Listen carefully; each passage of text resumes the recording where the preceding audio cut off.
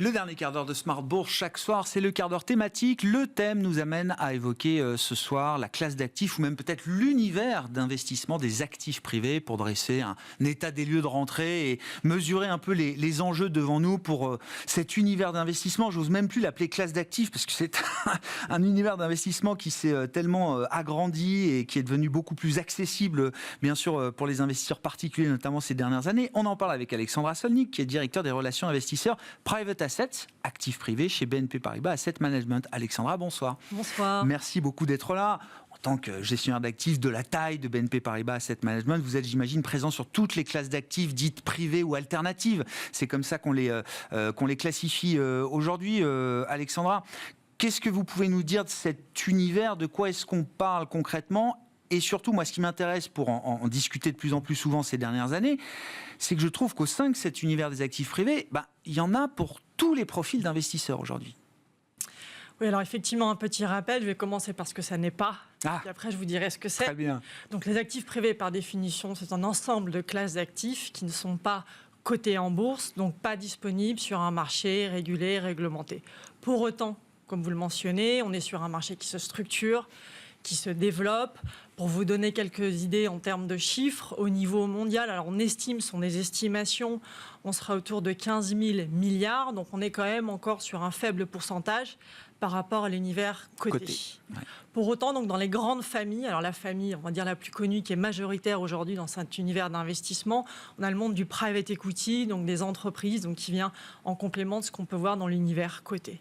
À côté de ça, on a également de l'exposition, du financement à des projets. On pense à des projets immobiliers de commerce, également des projets infrastructures, dont des biens et des services essentiels. Ça peut être des projets éoliens, des parcs, des réseaux de chauffage. La liste est assez longue. Et enfin, on peut aller jusqu'aux investissements de particuliers. Donc, on peut aller financer des projets de particuliers, donc de petite taille, en regroupant en portefeuille, par exemple, pour la rénovation énergétique. Donc, effectivement, l'univers est vaste, il est profond, il est riche. Et il est riche aujourd'hui parce qu'il s'est développé en termes de profil, de risque et de rendement. C'est ça.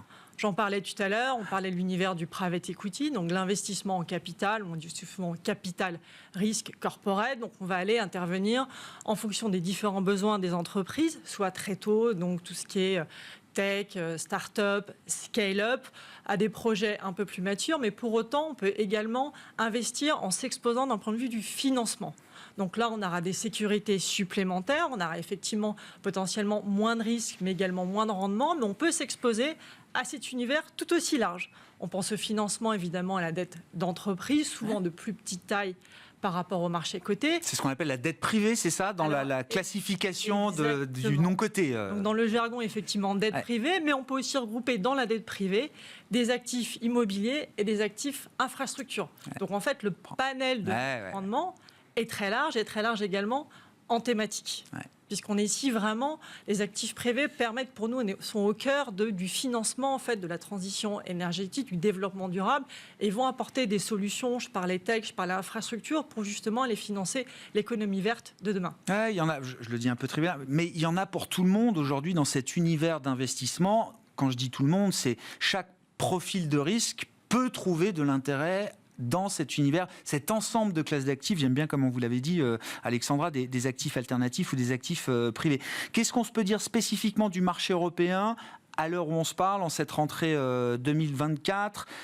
On a tous compris que la phase de montée agressive des taux avait été un moment douloureux. Alors on l'a vu, nous, sur les marchés liquides cotés au quotidien, mais ça s'est ressenti aussi au travers du non-coté des actifs privés.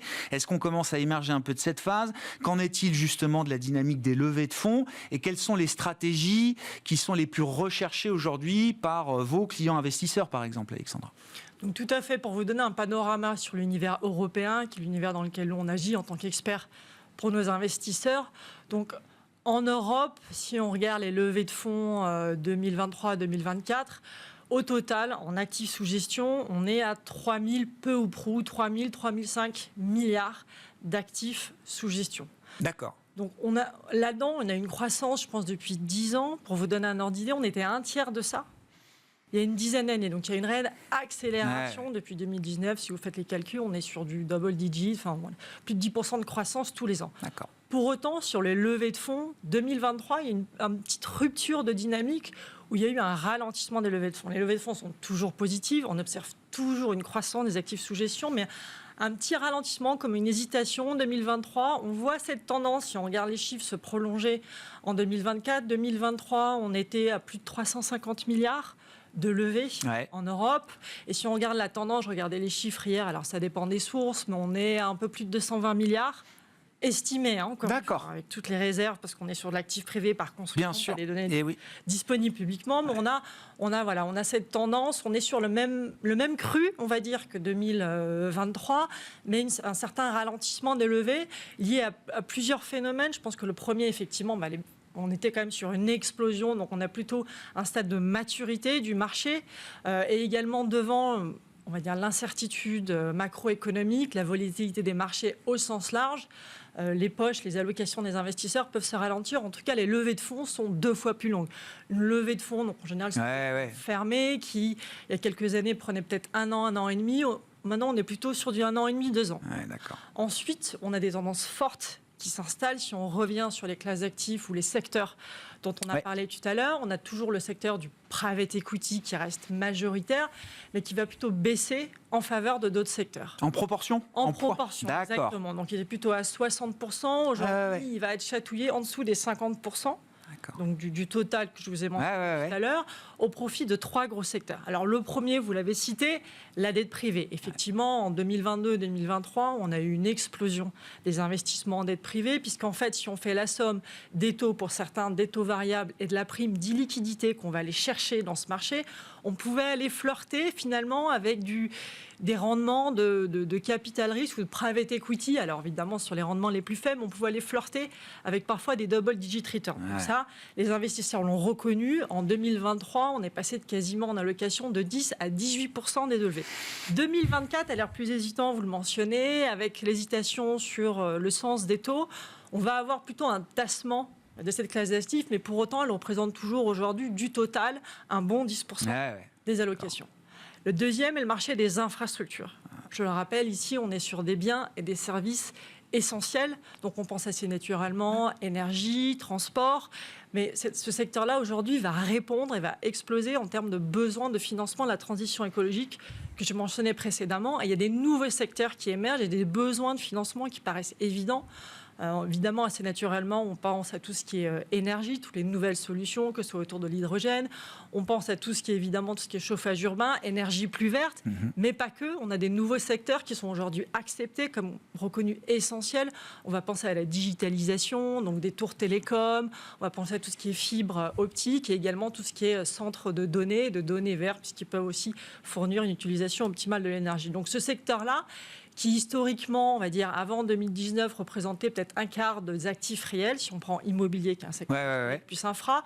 Aujourd'hui, on est plutôt sur du 3/4.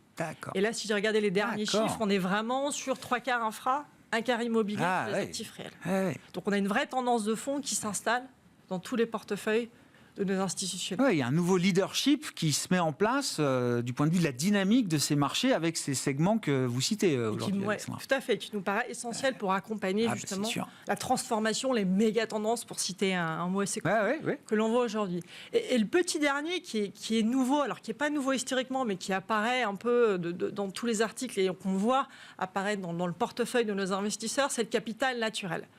Alors, pour reprendre une définition assez dictionnaire, on va dire, du capital naturel, on est sur de la ressource naturelle, biodiversité, utile à l'homme et que l'on peut exploiter d'un point de vue économique et technologique. Alors, une fois que j'ai dit ça, qu'est-ce que c'est ?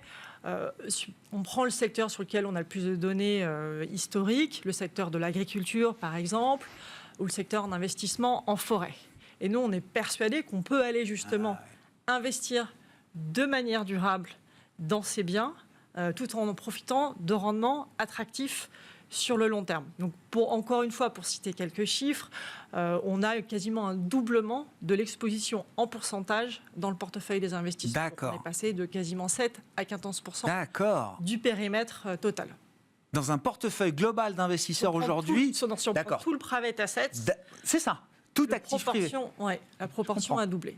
Oui, mais ça veut dire que ce capital naturel, là, il a ce segment de marché, il y a face à ça des besoins, une profondeur de marché qu'on peut imaginer demain qui amène le capital naturel à être, je ne sais pas, aussi gros que d'autres segments des actifs privés au sens large. Alors pourquoi pas, c'est un monde qui est en train de s'organiser, de s'institutionnaliser. Alors c'est pas nouveau, investir dans les forêts, quelque chose de nouveau, mais nous, notre positionnement, c'est qu'on peut le faire.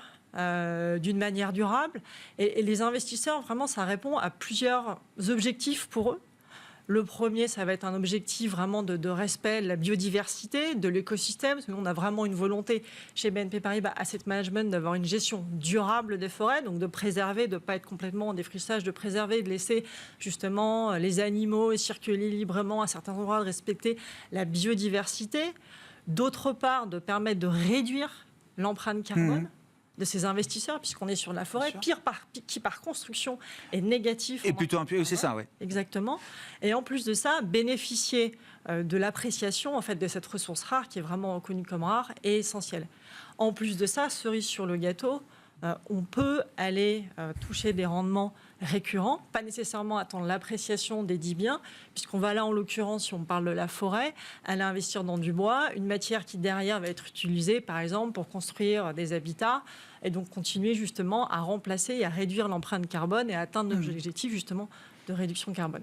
C'est plus une logique de rendement qui anime les investisseurs dans ce cas du capital naturel. Un mélange des deux, c'est vraiment répondre à leurs prérogatives de écosystème, biodiversité, et pour autant aller avoir un rendement récurrent et en plus une protection contre l'inflation, puisqu'on va bénéficier en fait de la valorisation de cet actif et de sa rareté. Un actif réel, oui, bien sûr. Exactement, actif réel. Merci beaucoup Alexandra. Merci d'avoir apporté tous ces éléments d'analyse et d'observation sur ces marchés d'actifs privés. Effectivement, on ne l'a pas noté, mais un des gros sujets, c'est quand même l'accès à l'information. Dans ce monde du non-coté, agréger, retrouver les données, accéder à l'information, c'est un parcours un peu plus compliqué que dans le monde liquide et coté. Merci d'avoir été là pour nous, directeur des relations investisseurs Private Assets chez BNP Paribas Asset Management. Merci.